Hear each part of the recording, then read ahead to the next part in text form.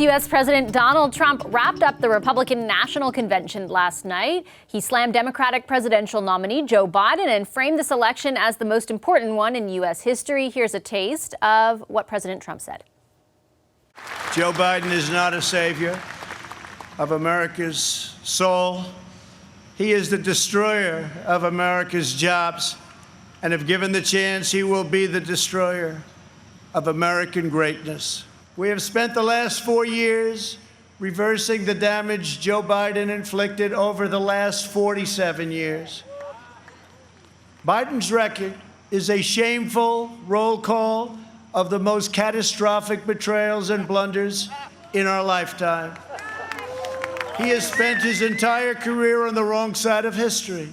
Joe Biden's agenda is made in China. My agenda is made in the USA. This election will decide whether we save the American dream or whether we allow a socialist agenda to demolish our cherished destiny. The president's speech marked the close of 2 weeks of partisan pageantry in the U.S. as both parties used their respective conventions to make their pitch to American voters. For more on what happened and what we should be looking towards, we're joined now by Brewin. He served as Director of Global Engagement at the White House under President Obama. He's now the president of the Global Situation Room. He's over in Alexandria, Virginia. And Jay Shabria, he previously served as senior advisor to Ohio Governor John Kasich from 2010 to 2016. He's now a managing director at Mercury Public Affairs, and he's in Columbus, Ohio. Hi to both of you. Great to see you. Hey, Massey. Good evening. So I'm going to start off with kind of a question that I hope removes the partisanship from at least the first part of the discussion tonight. And Jay, I'll start with you. One thing the RNC did well and one thing they didn't do well.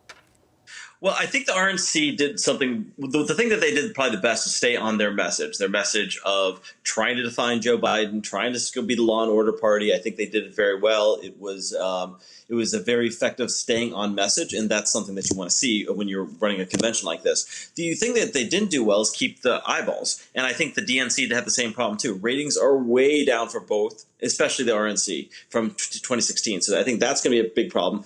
What that really means is that people are consuming these conventions from their own media, the ones that they're most comfortable with, from Fox News, from CNN, whatever they're already watching, from social media, from Twitter, whatever it is. And so in the States, that's going to be really the story there. Brett, what did the DNC do well and what didn't they do well? Well, I think the DNC had more variety. I mean, one of the challenges of the last 4 days for those of us who were watching was just the monotony of it. And yes, I agree, they stayed on message, but it was the same message over and over again with people standing at the podium. Whereas I think the DNC mixed it up a bit. It just made for more entertaining television. You know, I will, on this score, give the RNC more points. I think the production value of what we saw this last week was higher. I like the settings better. And obviously, when you're using the White House and all of the trappings of the president, even if it's perhaps illegal, I thought it looked better. Okay, and what about the DNC? What did you think was a challenge there? Oh, I think the DNC was, I think the DNC, from the standpoint of trying to integrate so many different points of view, was not as on message. I think they were trying to play to a variety of different audiences. And so you didn't see the same level of consistency. It was trying to appease a lot of different groups. And when you're doing that, obviously, your message is going to be more diluted. So I know this won't surprise either of you, but in Canada we have conventions. They look nothing like what we just watched over the last 2 weeks. Talk a bit, if you could, Jay, about what you think the overall impact of the RNC was. Like, do you think it reached people outside of those who were already going to vote for Donald Trump, or was that even a part of the plan going in? Well, I'll go back to the DNC, RNC, and I'll come back to your question. So really, the DNC was a cavalcade of a lot of celebrities. The RNC was one celebrity over and over again, and that was a big difference between the two. Look, conventions are never about really trying to get across the aisle, try to bring independent voters. They're usually an organizing tool for your base. Usually conventions in a non-COVID situation, you've got your core supporters in a huge haul and you try to get them to go out in their states and work for you. Here, they're still trying to appeal to their base. I think that's what they tried to do, especially in this RNC, where they tried to really get those guys out there. But remember, the Republican Party has been shrinking under Trump. So he's got a challenge of how do we reverse that trend and try to go get some of those middle road voters. I'm not sure he did that in this convention, but that's what we're going to look for the next 60, 70 days. Yeah, on the next 60 or 70 days, Brett, so the conventions are wrapped up. Where does this go from here?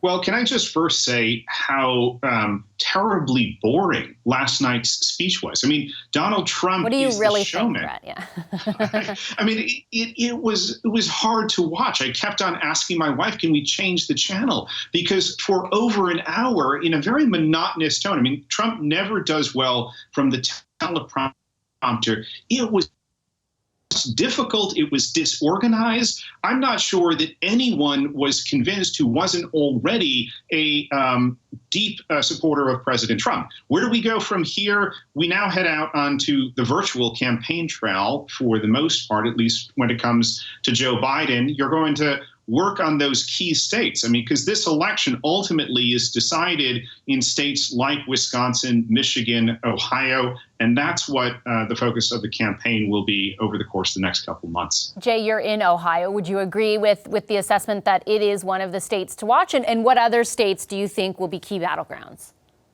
Yeah, so Ohio in February, before COVID, Ohio was off the map, in my opinion. The demographics were shifting away. The economy was doing well. But now it's back down to battleground status, which is where we're used to being in Ohio, and which is a problem for the Trump campaign. I certainly think it's in play, and I think Wisconsin's in play, in Pennsylvania and Florida. It's not really terribly different from before. Joe Biden seems to have more avenues to the presidency. Now it's up to Donald Trump, really, in my opinion, to try to show to the American people that he's got COVID under control, and the economy is going to be better for them under him than Joe Biden. I don't know that he can perform that in the next 60, 70 days, but that's really the task he's got to prove. Brett, you referenced that it'll be a mostly virtual campaign.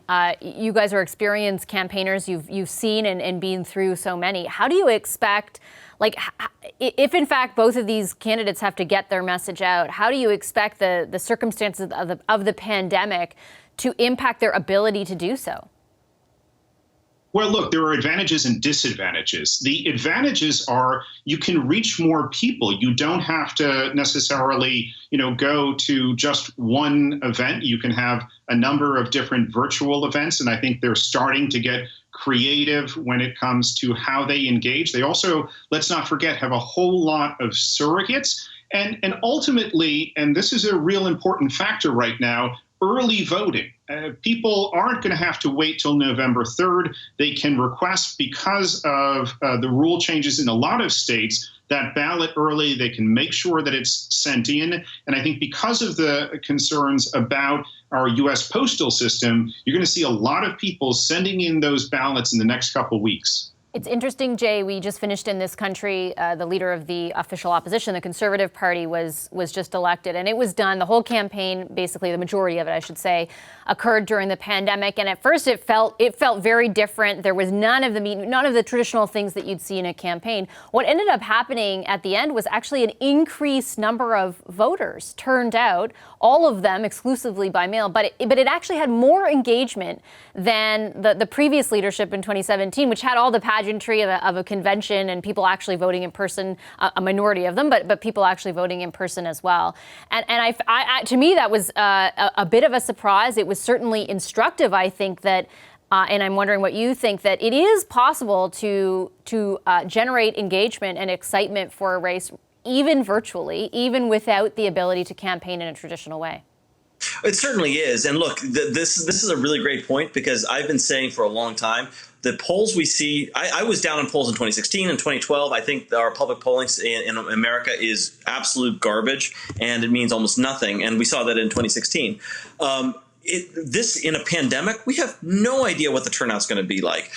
Polling is all about inputs, and any pollster that tries to tell you that they actually understand what it's going to look like, they're selling snake oil. I'll also say one more thing about this election and going forward here.